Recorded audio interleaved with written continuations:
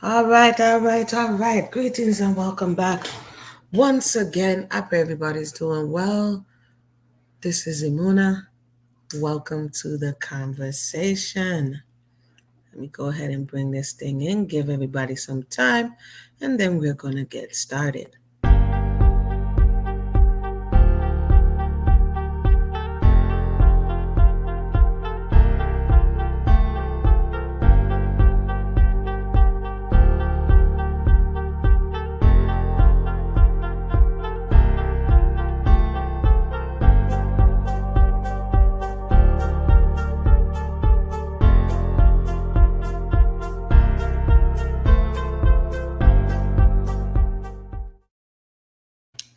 All right, like I said, greetings and welcome back once again. This is Amuna, and I pray everybody is doing well. I need this reading. It's been a wild day. I wasn't, usually it takes a lot for me to get upset, and today I was a little upset. So I had to take a minute, you understand? And bring it on back down. So I'm glad to be here and getting into this reading, all right, of Marcus Garvey, because a lot is going on, right? And so just to recap, I'm talking while I'm trying to fix something here. Just to recap, we have Marcus. We have Marcus who is not having the easiest time with Amy. Amy is doing the most. Amy has Marcus' name in the paper, and it's not because she thinks he's the provisional president of Africa. It is because she wants the money.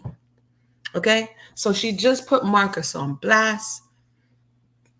And she was like, I know the organization got money, over 3 million people. You know, I was there from the get up. You know what I mean? It was my spot that Marcus came and ran his organization out of Jamaica. And, oh, wait, how could we forget on the recap that Amy number 2 is moving sideways. Tanya, welcome to the conversation. Amy number 2 is moving kind of stucky. She kind of moving sideways, right? She looked like she eyeing up and sizing up the man, but she playing two side. You understand what I'm saying? She acting like she the friend living in the people them house, but she's already scheming. Now, like I said yesterday, my thoughts on that, they were all out of pocket in this particular situation. And when Amy left, the number 2, Marcus pack up him thing and gone with him too. So she became his secretary 3.5 weeks before they get married. Come to find out, Amy number 2 is the one who, quote, found the correspondence from Cumberbatch. She's the one who handed it over to Marcus. She's the one who was going on trips to be his private secretary on UNIA business. Okay. And now she's the one who he moved out with. Well, she moved into his rented 8-room apartment in Harlem. Bless up to everybody who's just joined us. So that is where we are in this here citation. Okay, so let's go ahead. So Amy was doing the most. She wanted $75 a week. We did the math on that yesterday. It wasn't going to happen. They gave her 12. And we also saw that in the Gleaner. Greetings to those who have just joined us. Welcome, welcome, welcome. So let's continue. This is page 68 of Amy Ashwood Garvey. Amy now looked, wait. Oh, wait, how could I forget? This is the wildest part of them all. If you didn't hear yesterday's, you're not going to know what's going on. But Amy then calls her father, Michael, who was back in Jamaica, to come help her, I suppose. And he stows away on one of the ships which belonged to UNIA Black Star Line.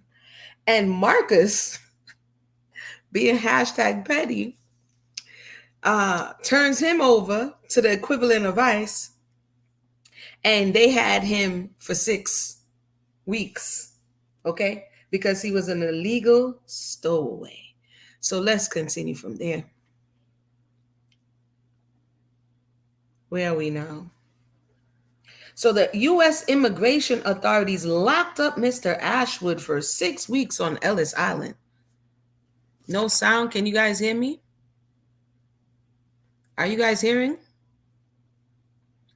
Let me know if you can hear me.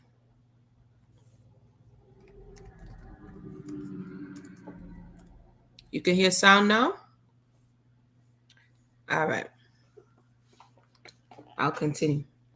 All right, cool. So, wait. I got to back up because that one was crazy.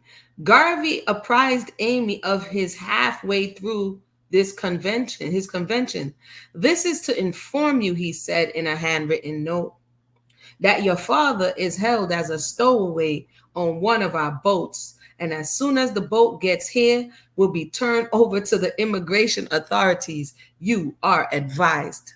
Merciful Father Marcus. Marcus never did that play. The U.S. immigration authorities locked up Mr. Ashwood for 6 weeks on Ellis Island. Amy's lawyers eventually obtained his release and the help of contracts in the Department of Labor and the intervention of Congress J.F. Donovan. The Boston Chronicle could not resist the satirical possibilities presented by this story.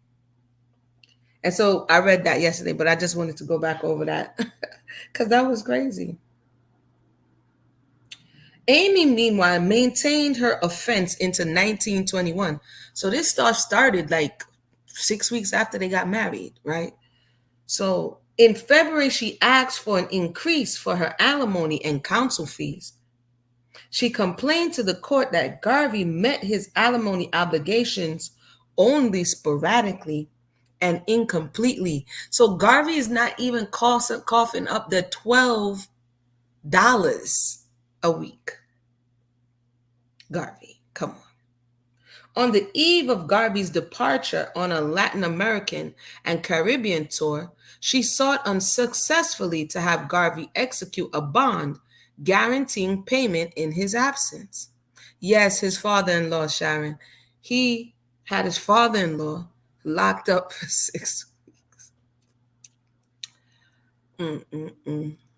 It says here, and maybe it could be because sometimes people hold grudges or they hold belly, right? So remember, the mother called when he first meets Amy. Maybe she's not this off the chain, maybe. But when the father who came for her and took her back to Panama, the father who tore her away from him when they were swearing to wed and promising each other that Josephine and Napoleon was going to get together, it was the father who takes her away. And so maybe he has like secret belly for the father. Who knows? So he's about to go on tour, and she sought unsuccessfully to have Garvey execute a bond guaranteeing payment in his absence. The plaintiff is about to depart for foreign shores, she warned the court, and delivers his farewell address on February 14th, 1921, in Liberty Hall. Many years later, yep, Garvey looked like he did have belly for Michael. Many years later, Amy boasted to a friend that she refused to provide receipts for Garvey's alimony payments, and as a result, Garvey often ended up having to pay twice. Imagine if Amy did have picnic, because if I shall deal with him for the alimony. Let's see. I'm confused though, Amy. I think part of me is like, why is Amy sticking around? And Garvey has access to money. Remember, when she first meets him, he's over there selling greeting cards. He doesn't have any money. Peace to everyone who's just joined us, right? So after all of this, he finally get money, and Amy is pocket watching. Amy's like, after all of this, you have money? So even though she's giving him one, somewhere, somehow in her mind, somehow, she has justified to herself that this is owed to her, because only people who feel like they're entitled act this way. Anyway, On one occasion, she responded to Garvey's lawyer's demand for a receipt for the money he had just handed over by pulling a gun. Whoa, get out of here, she is said to have threatened, or she would call the police and accuse the lawyer of, it rhymes with vape. Yo, Amy is wilding. Did they just say Amy is heard bragging that she is duping the system and getting him to pay twice again because she may feel like $12 is not enough? Secondly, when they're like, yo, we need confirmed receipt that you got the money, she turned bad girl from Boya and pull out her piece and then run the man and then say she's going to bring false charges against the lawyer. What the heck? What? In response to Amy's efforts at an increased alimony, Garvey explained that the assessment on UNIA members had come in very slowly. As a result, the organization was forced to borrow money for his membership. Because the way Amy was like, yo, we got 3 million people, everybody coughing up $1. Y'all got $3 million. And he's like, no, it's not working like that. It don't work like that. Furthermore, this assessment was never intended for salaries. Large salaries were voted officials merely to give tone and dignity to their offices. It was understood that these salaries would not be immediately forthcoming. It was ceremonial. I dubbed thee president, but you only get in reality $12 a month. Like, what in all of ceremonial salaries? I ain't never heard of no ceremonial salary. They said it was to give tone and dignity. Yes, Mosai. He did pledge $1,000 for the Liberian Liberty Loan. Liberian Liberty Loan. He said, but it was to be paid in installments. He was paying back loans and outstanding rents from his salary from the UNI early indigent days. One thing about Garvey, even though we saw it as well in, I don't think I read that. Yeah, I did read it when he was in Europe and he was going, and he owed somebody money, and he was like, yo, go and get the money from such and such and pay off the debt. One thing that's being revealed about him is that he was willing to pay debts, which I find curious. Sometimes we like to lump stuff all together and be like, yeah, they said this, that, and that. But the truth bears it out. We just have to take time to go through it. And so this is not the first or second time that it is said of him that during this time you accrued some debts and now you're willing to pay it off, right? So that's interesting. So let's continue. He had to pay off an unspecified judgment obtained against him in Jamaica. He was paying his sister Indiana $35 a week as a housekeeper. His current apartment cost $96 a month plus utilities. He was still paying $125 a month on furniture bought for himself and Amy Ashwood. He was in danger of losing an insurance policy since he owed $500 in premium, and he owed $600 on a piano. Garvey was buying a lot of stuff on credit here. At present, Marcus stated, I have to work 16 hours per day and am on the road practically all the time, trying to bring in sufficient money to the organization to enable it to pay me a living wage. Contrary to Amy's claims, he did not consider her in frail health. The truth is, he assured the court that she is in perfectly good health, but that she is lazy and will not work. That she lives in expensive style, buying new dresses every month. She could live with her father, but preferred a furnished room where she could do as she pleased.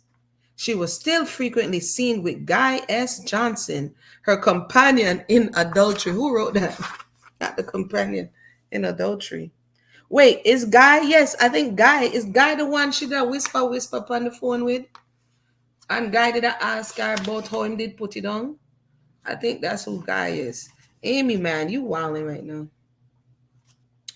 Amy is doing yeah, Guy is the one. Hey, baby, how are you? Johnson replied.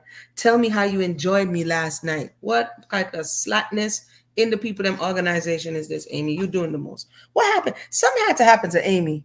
Something had to happen along the way because this is not normal. This is some over the top behavior right here. I don't know if something happened in Panama. Something happened when she was at school. Y'all let me know what y'all think. Something happened to this girl. If what they're saying is to be believed, right? Marcus was sure that Amy was in league with his enemies. My enemies, he was receiving anonymous letters traceable to Yo, did Amy have people sending him anonymous letters? He was receiving anonymous letters traceable to Amy, he said. But this part ain't funny. They threatened his life and promised to destroy his reputation and to break up and destroy the organization which he's devoting his life to. What are something like this? I'm confused, bro. The district court in New York, nevertheless, ordered Marcus to prove that his present salary was indeed as low as he claimed, or increase the alimony. Huh? Amy, what? Maybe she felt indifferent because, I'm thinking that a lot of people have belly. Is it possible that Amy had belly because when she went to Panama, this is me surmising, y'all, just give me a second, because I'm not understanding if y'all came together for the movement of the people, Exodus, right? Y'all came together to build up the nation. Then what happened? Like, how did you get to this? How did she say, oh, we came together and our relationship was centered around the nation, and now you want to destroy the work? Does she feel indifferent that Marcus cut communication with her when she was over in Panama, and that she felt like she was abandoned? You know what I mean? Because it was like, what, a year and a half, 2 years she didn't hear from him. It's a possibility that both of them have belly based on what happened, because they came back two totally different people. That's just my thoughts. Let's continue. On April 7th, 1921, Garvey's attorney, Wilfred H. Smith, moved from an early jury trial on the annulment suit.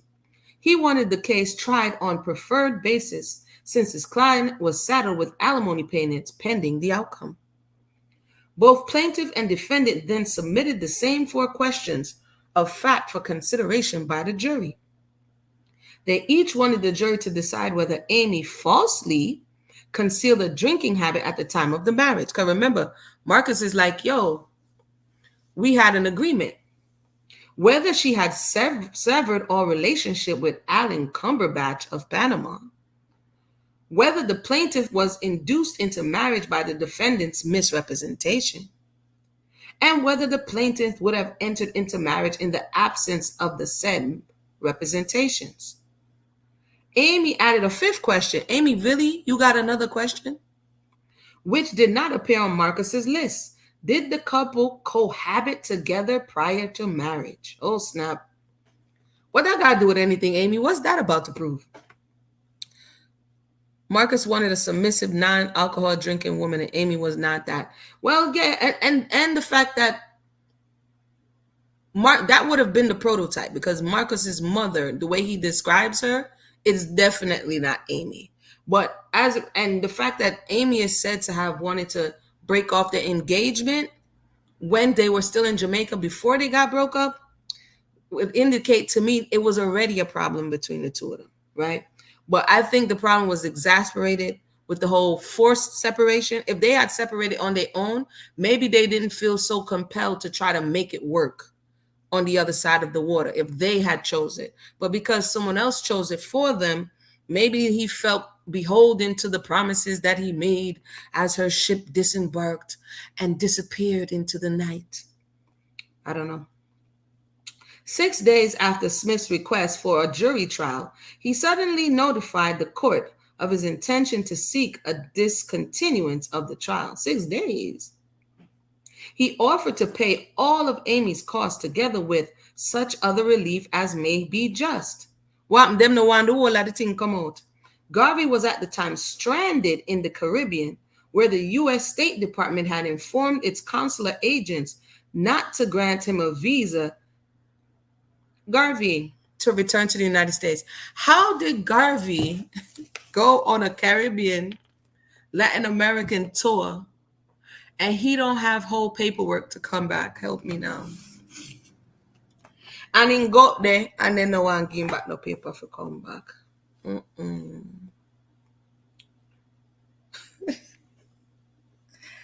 Smith, who claimed to have received Garvey's approval for this surprising action, based his decision on a scurrilous article appearing in the New York World on April 13th, 1921. Amy and her attorney, he charged, had purposely lugged into the record false and sensational matter irrelevant and impertinent to the issues solely for the purpose of furnishing a sensation to the newspaper. What? Yo, they were selling stuff like to TMZ? Wait a minute, they make me want to go look for that one now.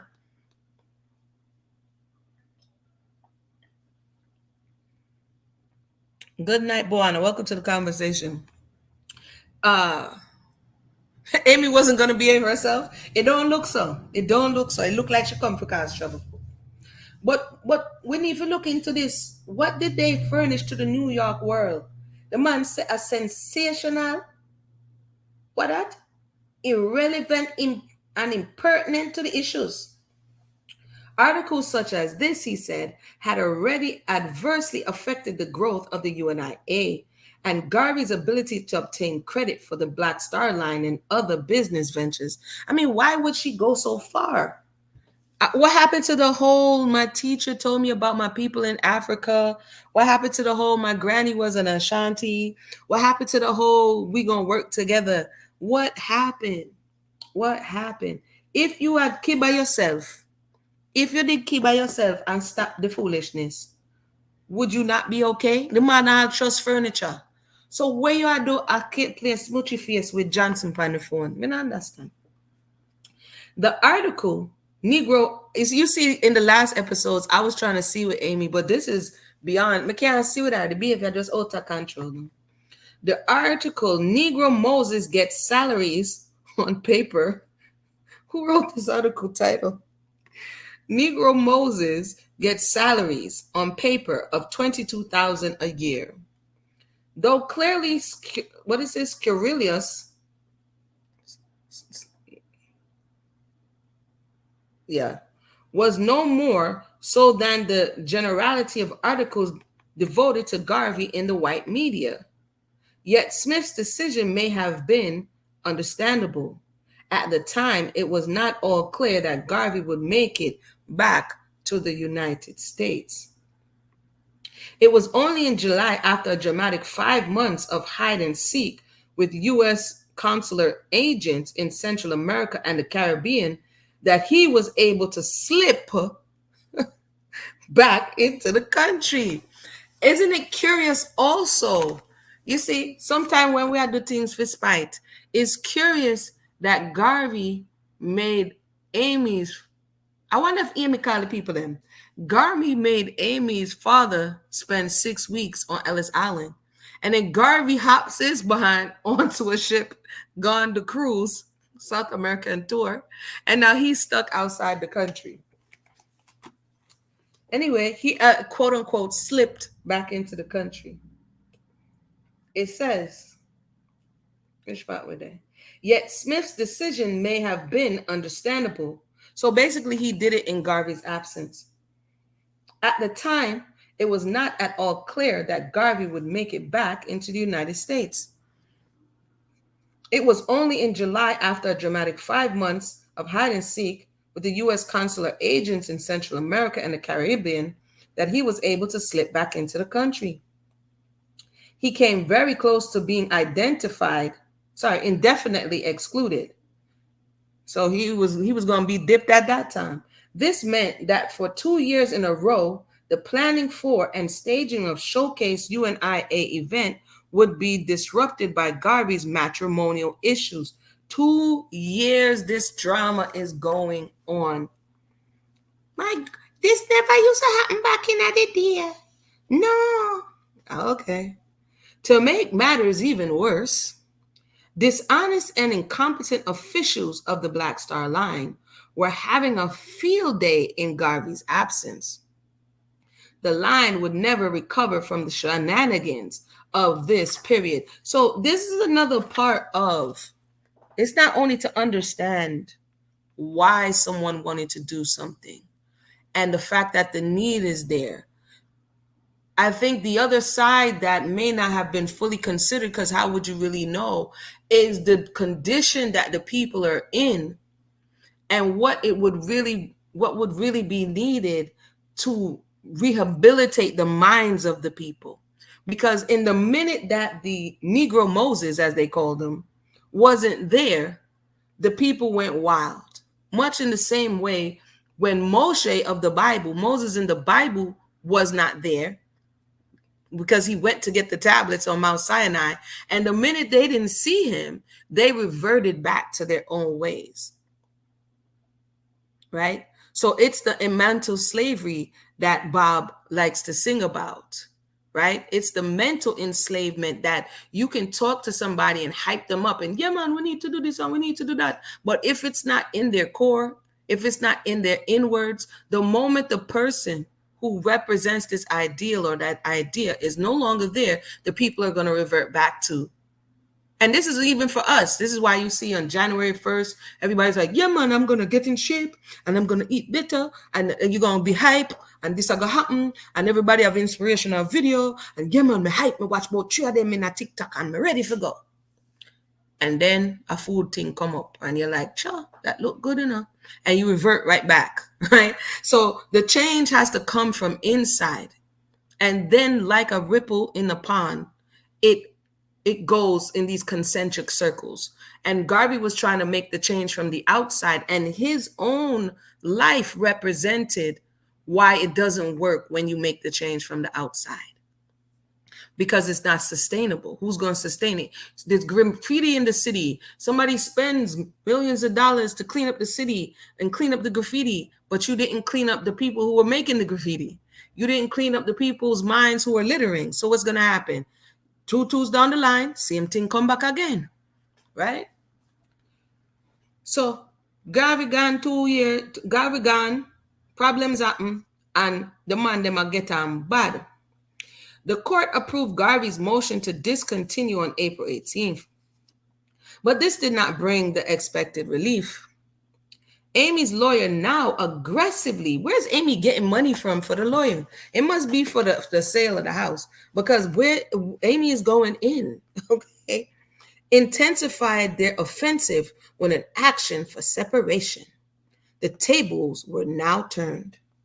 Amy was now the plaintiff, and Marcus became the defendant. Because remember, Marcus is the first one who brings this annulment, right? He's over here doing the Napoleon. He brings the annulment. He brings the divorce, and Amy flipped it on him.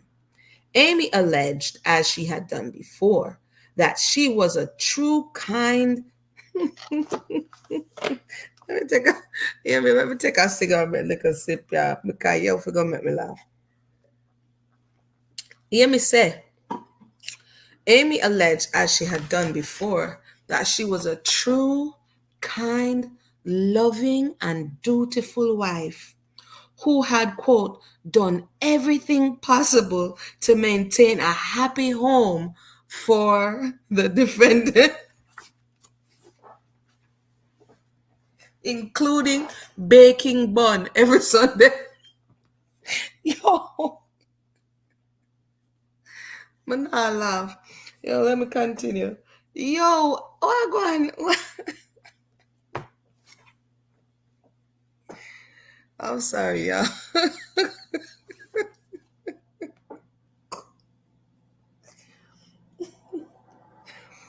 Oh, blessed. I needed to laugh. Marcus, on the other hand, impelled by the same madness which had tinged his conduct ever since his marriage, had sued her for annulment and divorce. To add insult to injury, his false, malicious, and groundless charges were wildly reported in the United States, the Caribbean, Europe, and Africa. And we bun should have baked bun and cheese and crackers. Listen up. So she's like, oh, gonna not understand. Every Sunday. She give him bun every Sunday. She's like, you not understand. I was the dutiful wife. Me do everything where the man wanted at the 6.5 weeks where we did married.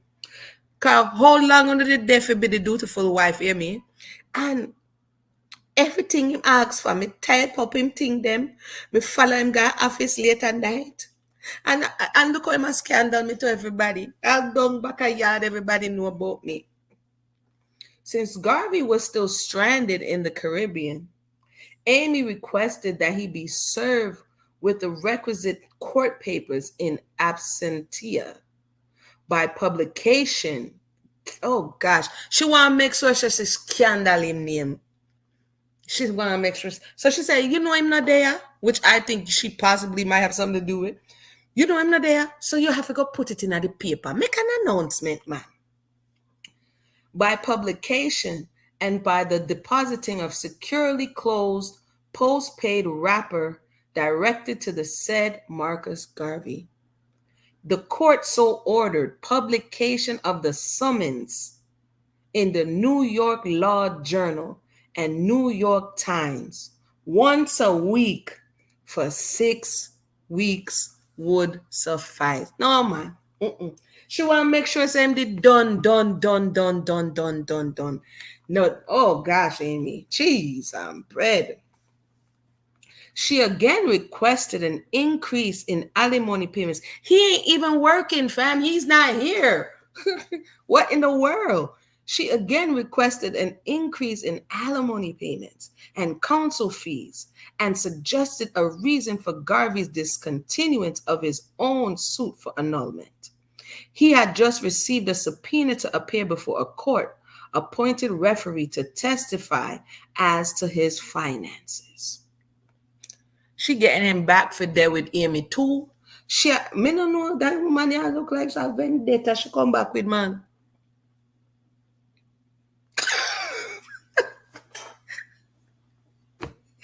Jerry said, Amy, yeah. Oh, yeah, go and say, Gabby, I just 2 little bun me give and a little letter note. And I saw you going over the little 2 bun. And nobody wouldn't did know if one never did a watch and a start me, you know. Amy ain't right. Wilford Smith, meanwhile, paid Amy $100 not to summons Garvey by publication. Because, I mean, come on, fam. Yo, why did Floyd just say he dissed Selassie? But I don't know if he dissed Selassie yet. This would have to be before, because we in 1921. I don't think the Selassie diss come yet. I have to double check. Y'all going hard. I think the Selassie diss comes after this. Because this is not even for the 1930 coronation. So it may be after. But Wilford Smith is paying Amy. Amy, do me, I beg you. Me, I beg you. Come on, man. Have a conscience. Do better, Amy. Me, I go pay you this little money. Just don't put the man name in the paper.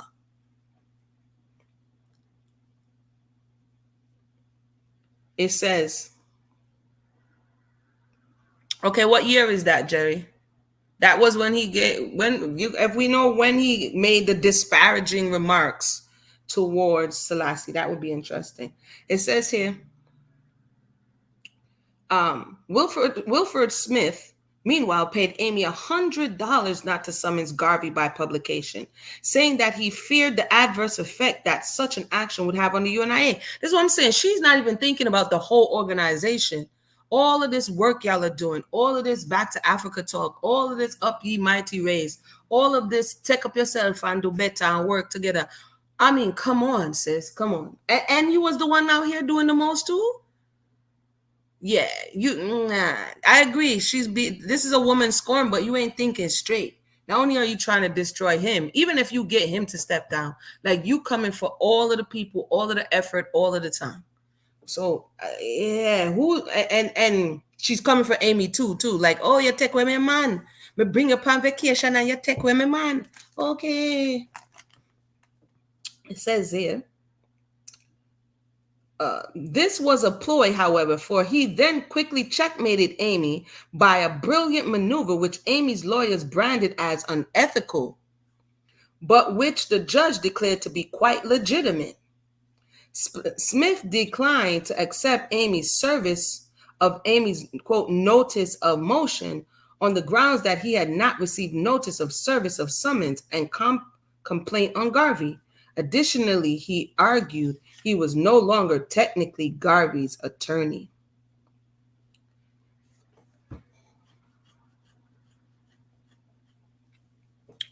Jay says that Garvey's the one who started it. He took it to court. He kind of did. I don't think he knew how hard in the paint she was going to go. She took that house money and she is going hard in the paint. Okay. Judge Martin agreed with Smith and suggested the discontinuance of Amy's suit. Amy's lawyer, he must have been burning wherever he was. They keep saying the Caribbean. I don't know where he was. But to hear what she's doing and he ain't there to answer, that must have been burning bad.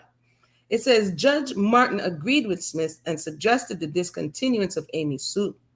Amy's lawyers legally outmaneuvered, cried foul, but to no avail. Thief no likes a thief with long bag. He never for a moment dreamed that the said Wilfred H. Smith would take sharp advantage of a technicality of practice, they wailed.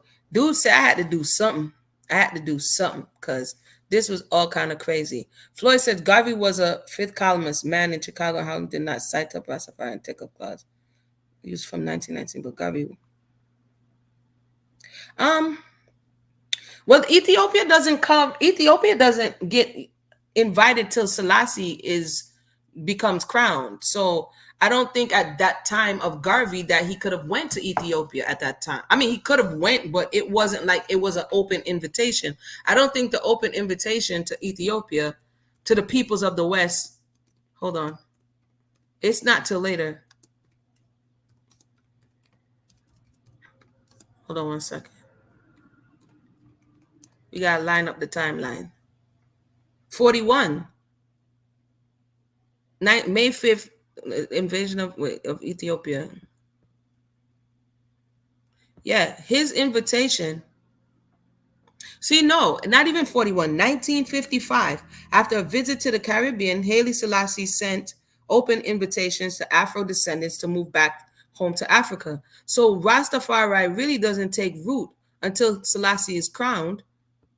To confirm the prophecy, if that's what we're following that line of reasoning, and then they don't get the open invitation till way later. By that time, Garvey is dead, so he may have made remarks. We might need to find what remarks he made about Selassie, but according to this timeline, it wouldn't have been in relationship to Floyd. Is saying, okay, Floyd, we all about the paperwork, so. If you could send some of the paperwork so we could take a look at when Rastafari sends emissaries to Ethiopia, that would be so that we can get the timeline correct. Because 1990, Garvey just comes to America. What is it? 1916. Things just get popping in 1919. They just get the Black Star Line in the end of that year, right? Things just really start kicking off at the turn of into the 1920s. So I'm not sure when he would have made those remarks to Selassie. That would be interesting to look at, to actually see what remarks he made as well.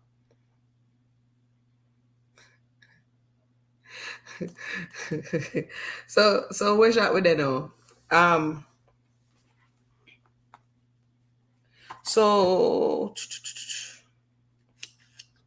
all right. He never meant for a moment dreamed that they outwitted him. An ordinance of discontinuance of Amy's suit was granted on August the 16th, 1921, without prejudice and without cost. Them say, Amy, it done ya know. You do too much. You do too much. This was in the midst of Garvey's convention, with Marcus and Amy's major suits, each ending in discontinuance, each combatant had now lost an important battle, but the war was far from over. Mercy.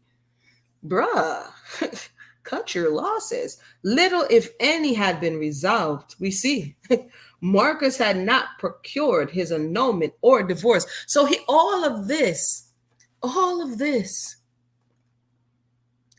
and they still married. They went through all of that and they're still married. They're still married. Let's continue. Amy had not secured her legal separation or her enhanced alimony and cost. She may have hurt the UNIA, but she could no more halt in forward movement than the United States and European governments. The Communist International, the National Association of NAACP, and all other myriad forces arrayed against it. While Garvey and the UNIA battled all these forces, the organization held 2 international conferences. The Black Star Line sailed on until its eventual demise in 1922. The UNIA's Negro World Weekly became the most widely circulated African newspaper in the world. And someone will say, well, what did Garvey do?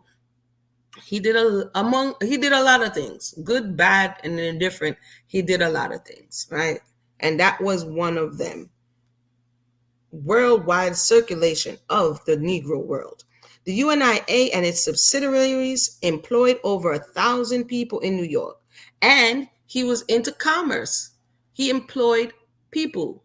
At this time, a lot of people, there's a migration of people in these centers like New York. And so the organization is also creating jobs, which is creating industry. What shot me there? The organization spearheaded a literary renaissance in anticipation of the conventionally designated Harlem Renaissance. Same thing I talk about. And the UNIA grew by the mid-1920s to over 1,100 branches in over 40 countries, from Harlem to Sydney to Australia. Now, that's not a small feat. Come on now, people. That is not a small feat.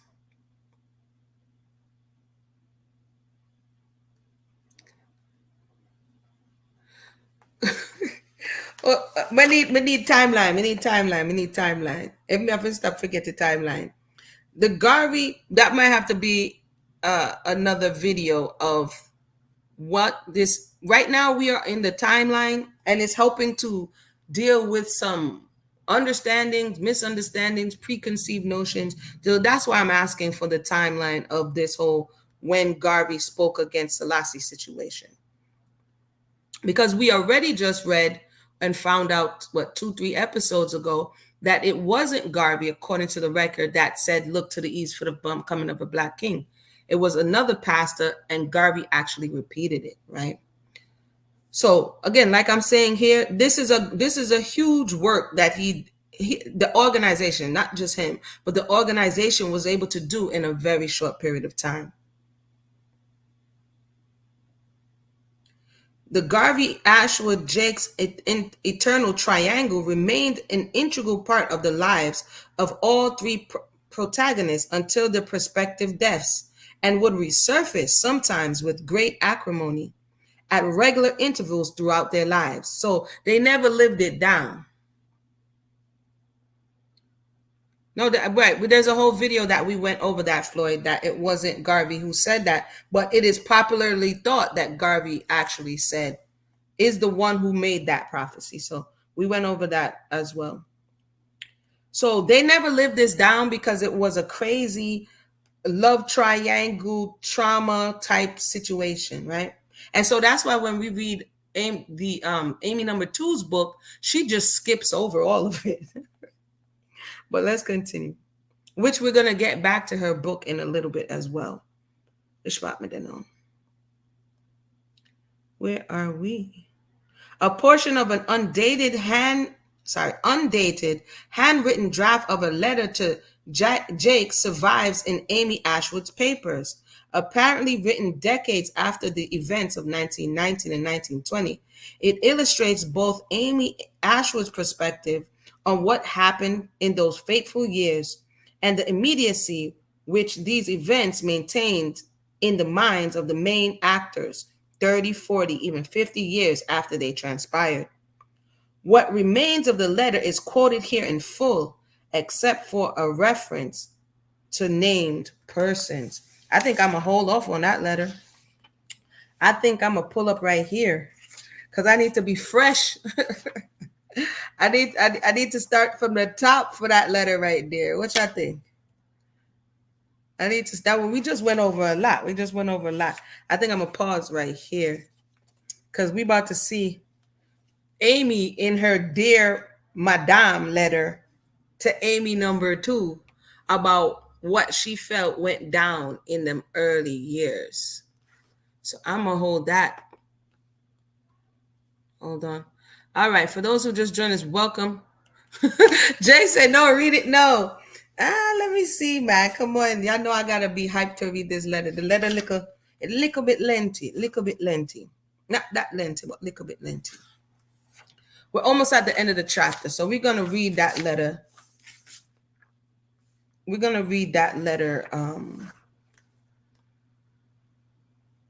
Yeah, exactly. It is the way I be going in. That's a whole different situation right there. So, and plus, we want to give it time. We don't want to rush the letter because, somebody needs to hand over Amy Garvey's unpublished biography. I tried to look for it to see if they said it was in the Jamaican archives, and I'm trying to look for it to see if they have scanned copies. I haven't come across. Right? So I'm definitely gonna take my time upon this Dear Madame letter, yeah, so that we can kind of really just go over what we just saw and just to really even just see how far in Amy was going with this situation, even going to what would have been equivalent to TMZ or the tabloids of the day, and writing salacious stories about Marcus in his absence. Now, y'all know I'm about to go try to find it. It's in the New York World. Let me see. Hold on. 1921. Let me just do a quick search real quick. Because what in the world? Can you imagine?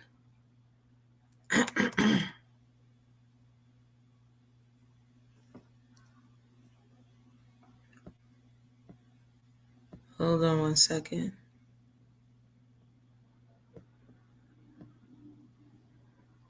Let me try to search the papers real quick. And for those who just joined us, welcome to the conversation. If you would like to come to the mic and kind of share your thoughts on or feedback on what we just read and all of what we read up until this point. I know a lot of people said they didn't even know. I didn't know. Did Jerry just say Sketel? I haven't heard that in a while. Not the Sketel vibes. I don't know. She's giving me something happened. Something had to have happened because this is beyond normal type of behavior. This is not normal. The lengths that she's growing to, she feels, I don't know why she would have that level of a belly for Garvey and go to that lengths to endanger the organization that they labored to build, which is leading me to think that to a certain degree, what he was saying is correct and that she didn't want to work and she felt entitled to the monies, to being sustained.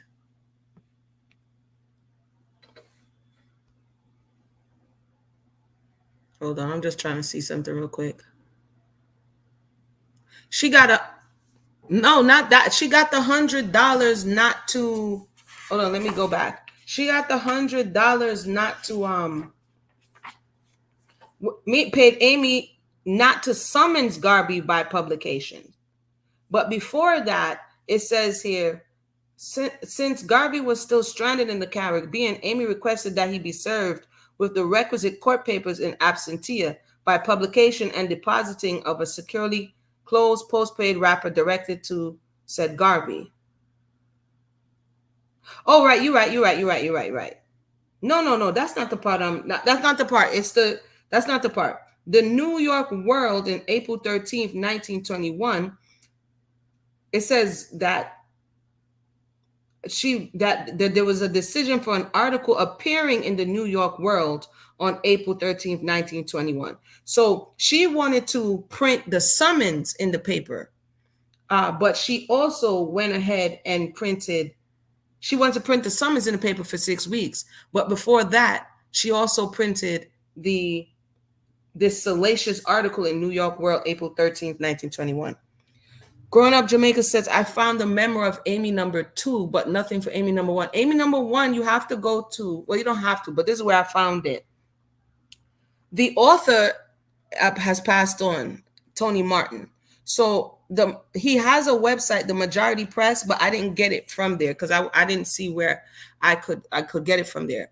I have to go back and look again for the actual name of the website. But it's not on Amazon. All of those places don't have it. I'm going to tell you the name of the website right now. If you don't mind, hold on. The name of the website is